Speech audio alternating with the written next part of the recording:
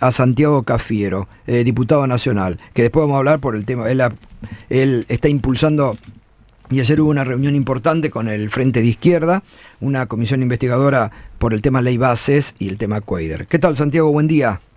¿Qué tal, Gato? Bien, buen día. Estábamos acá discutiendo un poco anoche estuvo Juan Grabois, planteó muchos aspectos para debatir también dentro del campo nacional y popular, lo que debe ser, planteando algunas cuestiones que en el último tiempo se dejaron de lado, ¿no? Y que no, por el tema, por ejemplo, tema inflación, tema déficit fiscal, que dice son palabras, como opina el Pepe Mujica, ¿no? Que son palabras que no hay que tenerle miedo de los sectores progresistas del campo nacional y popular y que hay que tener en cuenta cuando se gobierna también, ¿no? No, por supuesto que tener un programa de gobierno balanceado implica tener un programa antiinflacionario para lo que es la economía argentina y lo que es la historia económica argentina, digamos, ¿no? Y que ya conocemos que la inflación erosiona y eso es algo que erosiona transversalmente y que sobre todo golpea a los sectores populares. Después también tenés que tener políticas, ¿no? Cuando estos procesos se dan, porque bueno, ahí lo tenés a Juan, que también venía hablando de este tema, lo venía escuchando atentamente. Vos también tenés que tener políticas cuando te toca gestionar, que si estás con un proceso inflacionario tenés que generar herramientas de política pública. Por ejemplo, la tarjeta alimentar, por ejemplo, los medicamentos gratuitos, es decir, generar salario indirecto a partir de políticas públicas o políticas sociales vinculadas a que ese impacto inflacionario no sea tan nocivo. Bueno, pero sí, efectivamente... Pero hay que dar estos debates, porque muchas veces viste que se negaban, no hay que hablar de inflación, no hay que hablar de esto. Hay que empezar a generar debates que eleven el nivel y el nivel de la discusión, también dentro del peronismo. Pero porque sobre todo, ¿sabes qué, Gustavo? Es que nosotros, el peronismo sí tiene una política de crecimiento económico con distribución del ingreso, con aumento de las exportaciones, que implica amortiguar este tipo de ciclos inflacionarios. ¿Se cortó?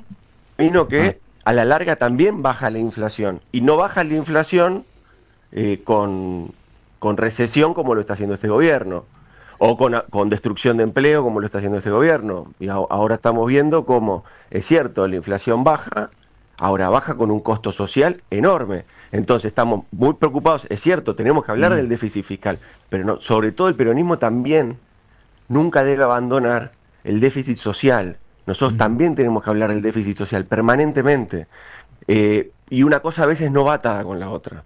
A veces no tenemos que entrar únicamente en el discurso de época, digamos, ¿no? Hoy hay una suerte de altar donde todas las políticas sociales, donde todo banderas históricas nuestras, banderas históricas de este último tiempo, donde se aumentaron los derechos de los argentinos y argentinas, parece que están siendo sacrificadas ante ese altar del déficit fiscal. Bueno, tampoco tenemos que caer en eso, eso es lo que digo, me parece que es importante que lo discutamos, el peronismo tiene mucho para decir ahí, y lo tiene para decir a partir de una mirada social, una mirada humanitaria, y sin dejar a nadie atrás. Este es un poco el punto. Bien, bueno, pero sumar y salir y hablarlo. Y hablarlo. Por supuesto.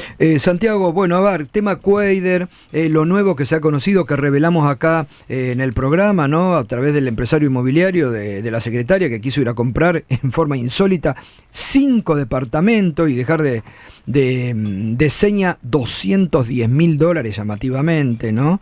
Y vos estás impulsando, y ayer tuvieron una reunión importante. Es interesante también el gesto, ¿no?, del Frente de Izquierda que se ha sumado a esta iniciativa. Acá hay un punto de contacto que es muy evidente. Los indicios de que la aprobación de la ley Bases estuvo manchado por la corrupción y estuvo manchado por los sobornos.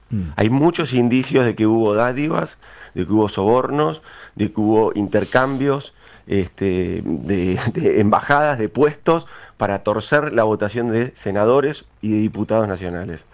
Esto lo venimos denunciando el primer día que se empezó a tratar la ley Bases y cómo se construía, ustedes se acuerdan, cómo se Sí. construía esa mayoría, primero en hoteles, después en departamentos, después sin dictámenes jurídicos, aparecían cambios en la ley, en los articulados de la ley, veíamos cómo grupos de interés, grupos de presión, grupos lobistas, también habían metido mano en esa primera ley ómnibus libertaria de la Argentina. Después el tratamiento, ustedes se acuerdan, se aprobó en general, Sí. con mucho acompañamiento, y en particular se trabó. Después, meses después, lograron reactivar la discusión con una ley mucho más acotada. Te cuento todo esto porque hay que entender que este proceso estuvo viciado de irregularidades desde el primer momento. Sí, claro. Después lo que sucedió bueno, en la aprobación final, en la aprobación definitiva, sucede una cosa muy particular, sobre todo en el Senado de la Nación. Un senador empata la elección, sin ese senador esa ley no salía, una ley, paréntesis, nociva, que muchas de las consecuencias que estamos viendo hoy, que te quitan los medicamentos a los jubilados, que planchan las jubilaciones, que echan a trabajadores y trabajadoras del sector público. Bueno, está todo justificado en esa ley, el aumento de los tarifazos, está todo justificado en esa ley, los superpoderes a Milei, está todo justificado en esa ley.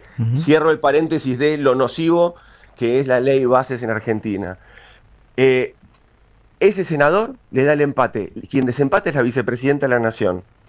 Luego, inmediatamente en esas fechas, ese senador hace 6 viajes, entre 5 y 6 viajes a Paraguay. Mirá si no hay indicios para que se investigue si hubo sobornos en la aprobación de la ley Bases. No, y la ese senador es expulsado, ese senador luego es expulsado producto de iniciativa de nuestro bloque de senadores.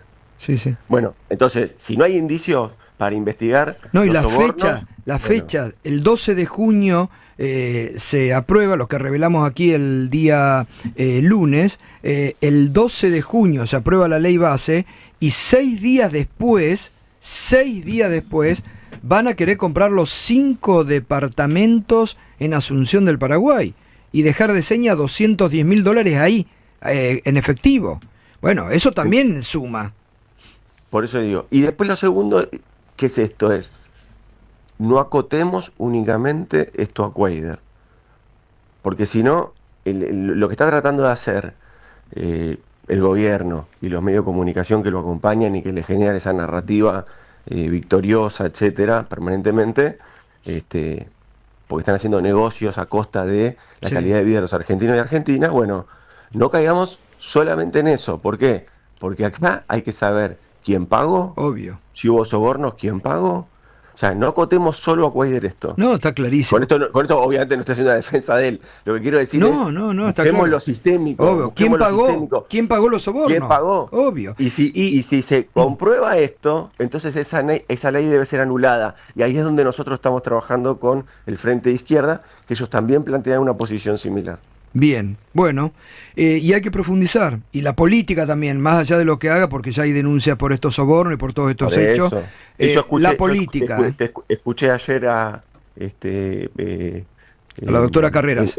A la doctora Carrera, que también ella había presentado, bueno, y ahora con esto se amplía. Por eso hay dos canales. Claro. Hay un canal judicial que debe ser investigado, y hay un canal político institucional, que es el Congreso de la Nación. Bueno, ahí. Yo recuerdo por estos días.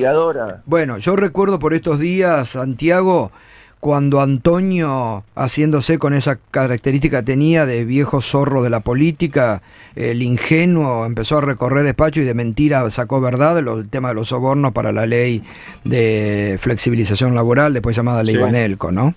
Exactamente, fue así. 20 años después, 25 años después, mirá cómo está cómo se degrada la política, con otro, pero escúchame, con otro proceso de desregulación, ¿no? que impulsa desregulación y quita de derechos a los trabajadores y desregulación de la economía. Fíjate cómo los procesos de desregulación traen siempre aparejado corrupción. Exacto, sí, porque en ese momento era la ley de flexibilización laboral que tanto defendía el gobierno de la Rúa y Patricia Bullrich, que era la ministra de Trabajo. Exactamente. Bueno, Santiago, gracias, que tengas buen día. Gracias, Gustavo. Hasta luego. Santiago Cafiero,